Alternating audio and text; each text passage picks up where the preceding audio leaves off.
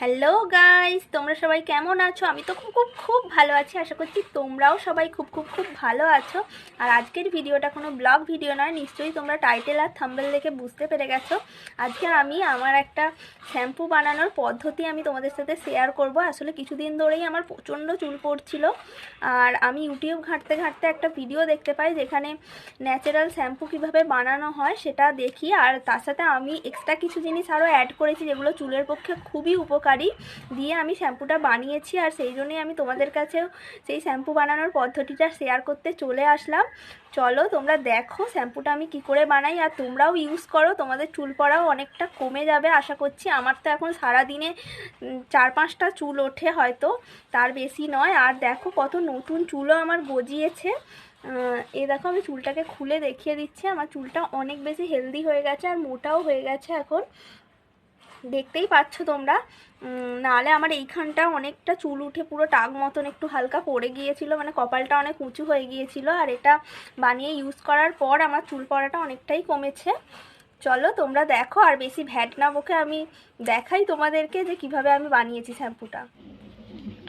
তোমরা প্রথমেই নিয়ে নেবে একটা বাটি, তারপর আমি নিয়ে নিচ্ছি আমলকি আর শিকাকাই। এ দেখো আমলকি আর শিকাকাই, এগুলো হয়তো তোমরা জিজ্ঞাসা করতেই পারো যে এগুলো আমি কোথা থেকে কিনেছি। এগুলো বেনে মশলার দোকানে তোমরা অবশ্যই পেয়ে যাবে, সেখানে গিয়ে তোমরা খোঁজ করলেই পেয়ে যাবে। আর যদি আমার কাছে এখন রিঠাটা নেই, রিঠা থাকলে আর এতে এক্সট্রা করে আমাকে শ্যাম্পু মিশিয়ে ইউজ করতে হবে না।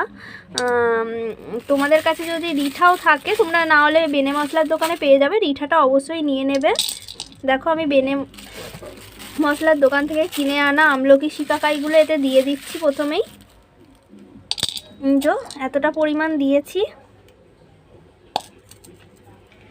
তারপরে আমি দিয়ে দিচ্ছি মেথি। মেথি তো সকলের বাড়িতেই আছে, মেথি পেয়েও যাবে তোমরা সকলেই বাড়িতেই, না থাকলে তোমরা কিনে নেবে দোকান থেকে মেথি। দেখো মেথিগুলো দিয়ে দেবে। আমার হাতে পেনের কালি লেগে আছে, কারণ আমার পরীক্ষা চলছে, সেই জন্য পরীক্ষা আমি দিতে গিয়েছিলাম, সেই জন্য হাতে পেনের কালি লেগে আছে। এখানে আমার কাছে অল্পই মেথি রয়েছে, এগুলো সবটাই আমি দিয়ে দিচ্ছি।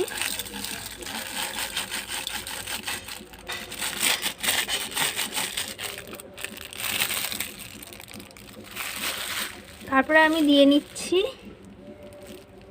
চা পাতা। চা পাতা তো সবার বাড়িতেই রয়েছে, চা পাতা তোমরা দিয়ে দেবে।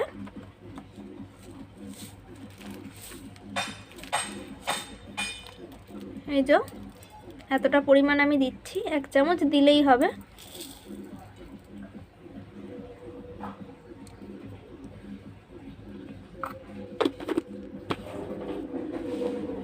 তারপরে এই সবগুলোকে একসাথে করে মিশিয়ে নেবে। তারপরই দেখো আমি এই যে জল দিয়ে দিলাম এতে।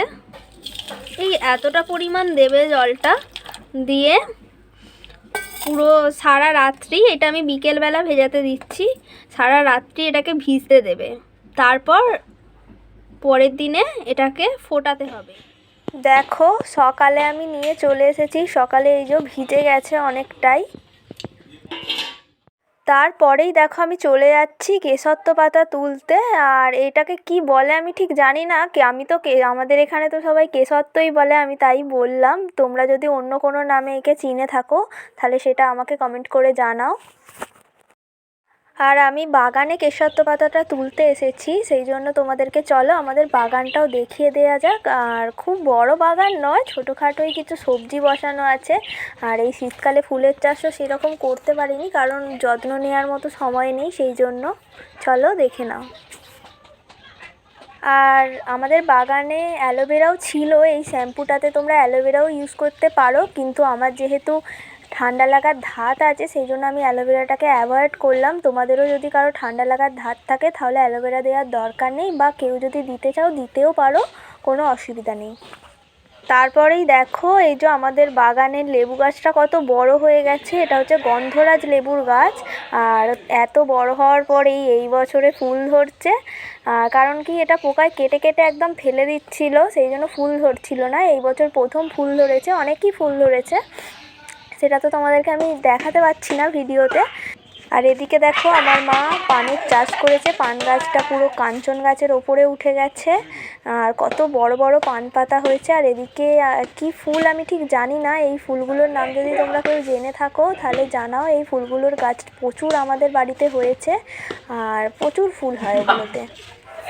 আর এদিকে হচ্ছে তুলসী গাছ হয়েছে, প্রচুর তুলসী গাছ আরও হয়েছিল, কিন্তু এত তুলসী গাছ তো একসাথে বাঁচবে না, সেই জন্য মা উবড়ে উবড়ে অনেককে দিয়ে দিয়েছে বসানোর জন্য, অনেক উবড়ে উবড়ে কমিয়েও দিয়েছে। কিছু করার নেই, তুলসী গাছ ওবড়ালে আমি জানি না কিছু খারাপ হবে কি না, কিন্তু উবড়ে ফেলে দিতে হয়েছে অনেক গাছকেই। আর এদিকে আছে আমার রানী চন্দ্রমল্লিকা। তারপর এইগুলোকে খুব ভালো করে ধুয়ে নেবে, আমিও ধুয়ে নিচ্ছি।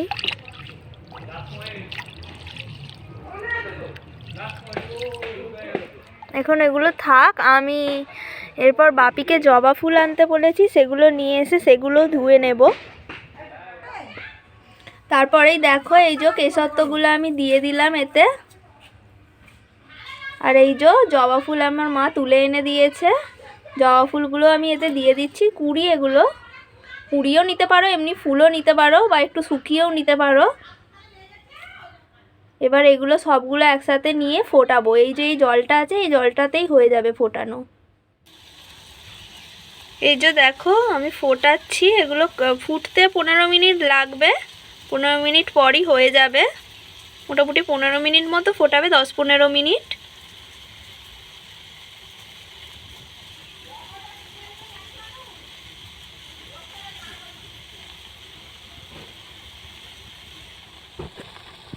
আর তোমাদের ফোটাতে ফোটাতে আমি একটা কথা বলে দিই, যে যদি তোমরা কেউ কেশরত্ব পাতা না পাও তাহলে দেওয়ার দরকার নেই, এগুলোতেই হবে। আর কারো কাছে যদি রিঠা থাকে অবশ্যই রিঠাটা দিয়ে নেবে, কেন আমার কাছে তো রিঠা নেই, সেই জন্য আমি শ্যাম্পু মিশিয়েই এটা ইউজ করে নেব। এতেও কোনো খারাপ কিছু হয় না, রিঠাটা দিলে একদম পুরো প্রাকৃতিক হয়ে যায় শ্যাম্পুটা। আর যেহেতু রিঠা দিচ্ছি না সেই জন্য শ্যাম্পুটা মেশাতে হচ্ছে এতে, তাতেও আমার চুল ওঠা অনেকই কমেছে। আগে আমার প্রচুর চুল উঠতো, এখন আমি এতে অনেকটাই উপকার পেয়েছি, সেটা তোমরা ইউজ করলেই বুঝতে পারবে। দেখো এটা প্রায় ফুটে এসেছে, এই যে দেখো এটা হয়ে গেছে প্রায়। এবার আমি নামিয়ে নেব এটাকে সারাচি দিয়ে,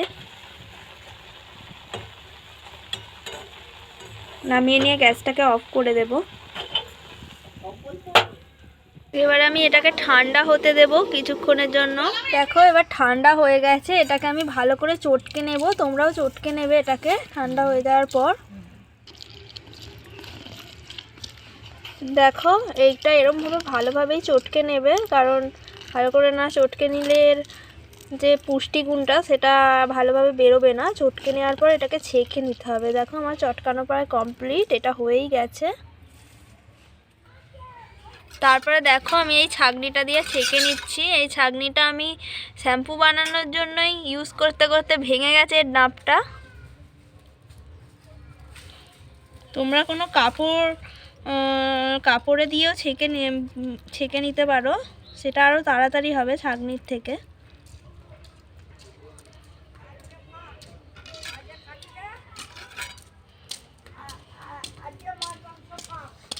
যে দেখো এতটা পরিমাণ রস আমি বের করেছি, এই যে। তারপর আমি লেবু কেটে নিয়েছি, ভাতে খাওয়ার লেবু। কারো যদি খুশকির সমস্যা থাকে এই লেবুর রস অবশ্যই দেবে, তাহলে খুশকি থেকে মুক্তি পেয়ে যাবে। তারপরে এই লেবুর রসটাকে এতে নিগড়ে নেবে ভালোভাবে। তারপরে দেখো আমি এই ডিপেটা নিয়ে নিয়েছি, এই খালি ডিপেটাকে পরিষ্কার করে নিয়েছি, এতে এটা এবার ঢেলে নেব। এই যে দেখো আমি এই বোতলটাতে ভরে নিয়েছি, এটা তোমরা 1 সপ্তাহ স্টক করে রাখতে পারবে। আর ওখানে আমি একটা লেবু দিয়েছি, একটা পাতি লেবু, ভাতে যেই লেবু দিয়ে খায়। আর তারপরে তোমরা এটাকে 1 সপ্তাহ স্টক করে রাখতে পারবে। আর কেউ যদি চাও যে এটা রিঠা দিয়ে ইউজ করবে, তাহলে তোমরা একদিন রিঠাটাকে ভিজিয়ে চটকে এর সাথে মিশিয়ে নিতে পারো, কিংবা যখন তৈরি করবে তখনই এর সাথে রিঠাটাকে দিয়ে তোমরা তৈরি করবে। আর আমি যেহেতু রিঠা দিইনি তাই আমি এর সাথে যখনই এটা ইউজ করব, যেই শ্যাম্পু আমি মাখি সেই শ্যাম্পু এর সাথে মিশিয়ে আমি ইউজ করে নেব। তোমরাও শুধু শ্যাম্পু দিয়েও ইউজ করতে পারো বা রিঠাও দিতে পারো, এতে কোনো সমস্যা নেই। মোটামুটি সপ্তাহে আমরা যেমন একদিন দুদিন ছাড়া ছাড়া শ্যাম্পু করি, সেরকমই তোমরা একদিন দুদিন ছাড়া ছাড়া যেমন শ্যাম্পু করো সেরকমই ইউজ করবে। আর একটা খুব গুরুত্বপূর্ণ কথা, এই শ্যাম্পুটা ইউজ করে তুমি মাথায় মেখে নিয়ে তুমি রেখে দেবে মোটামুটি 10 মিনিট মতো, কারণ মাথাতে পুষ্টিটা তো যেতে হবে, সেই জন্য 10 মিনিট মতো রেখে দিতে হবে। আর তারপরে 10 মিনিট পর চুলটা ধুয়ে ফেলবে, লাগিয়ে 10 মিনিট অবশ্যই রাখবে। এই জিনিসটা একদমই ভুল করো না। তোমরা দেখতে পেলে আমি কিভাবে শ্যাম্পুটা বানালাম, আর এটা আমি পরীক্ষার সময় বানিয়েছিলাম। আর এই ভিডিওটা তারপর অনেক পরে শ্যুট করছি, পরীক্ষার পর। দেখো আমার অ্যালার্জিতে পুরো র্যাশ হয়ে গেছে মুখেতে, যাদের অ্যালার্জি আছে তারাই জানে। আর তোমাদের আরও কিছু কথা বলে দিই, যেটা হলো তোমরা কখনোই ভিজে চুল আঁচড়াবে না, কারণ ভিজে চুল অনেক দুর্বল থাকে চুলের গোড়াটা, সেই জন্য চুল ওঠার চান্স বেশি হয়। তাই চুল একটু শুকিয়ে যাওয়ার পর তারপরেই আঁচড়াবে। আর রাত্রেবেলা চুলকে হালকা করে বিনিয়ে ঘুমানোর চেষ্টা করবে, এটাই বলার ছিল। আর তোমাদের যদি এই ভিডিওটা থেকে তোমরা উপকৃত হও, তাহলে অবশ্যই আমার চ্যানেলটাকে like, comment, share and subscribe করে দেবে। আর যারা ফেসবুক থেকে দেখছো তারা পেজটাকে ফলো করে দেবে। চলো এখন এই পর্যন্তই, টাটা, লাভ ইউ।